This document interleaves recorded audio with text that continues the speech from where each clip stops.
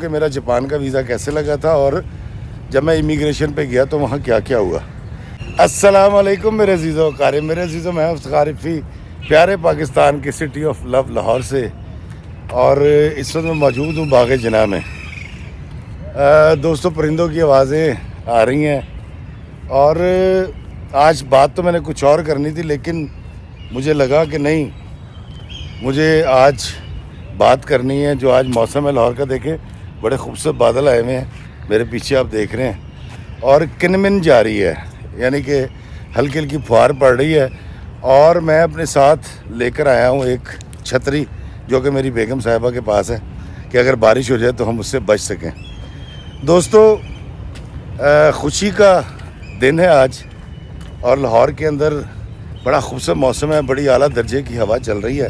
میں یہ سوچ رہا تھا کہ صبح کے وقت جب میں گھر سے نکلا تو ارادہ یہ تھا کہ میں آپ کو یہ بتاؤں کہ میرا جاپان کا ویزا کیسے لگا تھا اور جب میں امیگریشن پہ گیا تو وہاں کیا کیا ہوا، لیکن آپ یقین کیجئے کہ موسم نے مجھے مجبور کر دیا کہ آج میں موسم کی بات کروں۔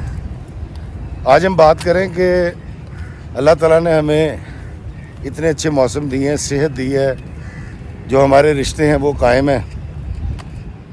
اور میں سوچ رہا تھا کہ جب ہوا کا جھونکا کھڑکی کھول کے اندر داخل ہو جائے کمرے کے، یا جب آپ باہر نکلتے تو کس طرح سے افتخار رفیع تمہارے جسم کی مالش کرتا ہے وہ ہوا کا جھونکا، تو کیا تم نے کبھی اس کا شکریہ ادا کیا؟ تو مجھے بڑی شرمندگی ہوئی، کیونکہ اس کا جواب تھا نہیں۔ پھر اس اچھی صحت کا شکریہ ادا کیا کہ تم صحت مند ہو، تمہیں انسولین نہیں لگتی، تمہیں بلڈ پریشر کی گولیاں نہیں کھانی پڑتی۔ تو پھر مجھے شرمندگی ہوئی، کیونکہ میں شکر گزار بندہ ہی نہیں ہوں۔ دوستو، ہمیں اپنے گرد بہت سارے ایسے مہربان نظر نہیں آتے جو اپنا پیار، اپنی سروسز، اپنی انرجی ہم پر نچھاور کر رہے ہوتے ہیں۔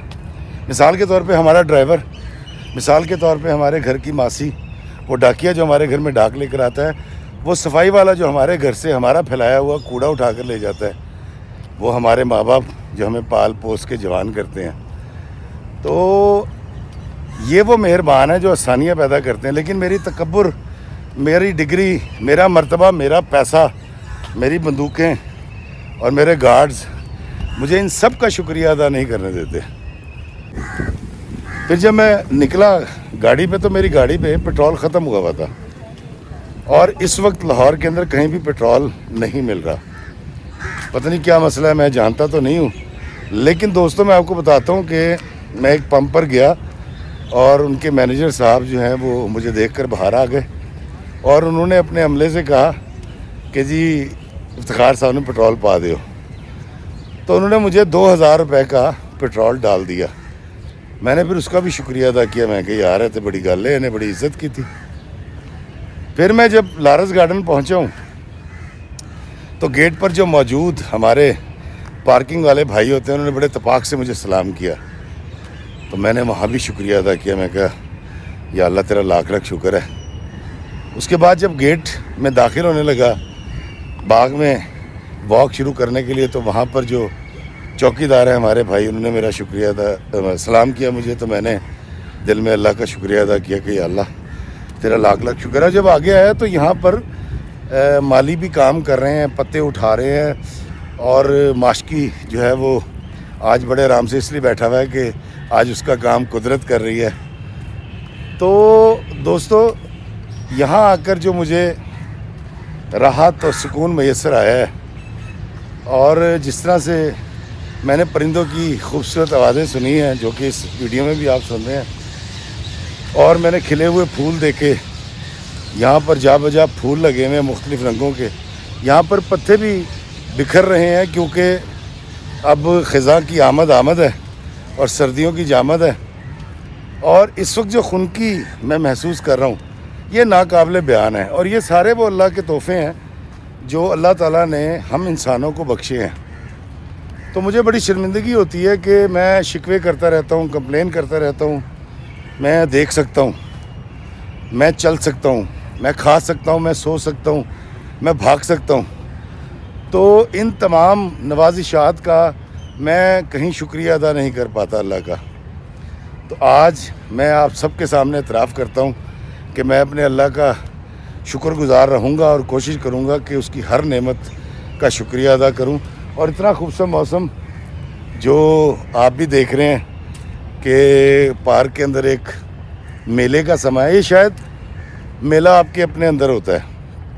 تو میں اس اچھے موسم اور اس خوبصورت باغ میں سے دعا کروں گا ان لوگوں کے لیے جو لوگ تکلیف میں مبتلا ہیں. اللہ تعالیٰ ان کی تکلیفوں کو دور کرے.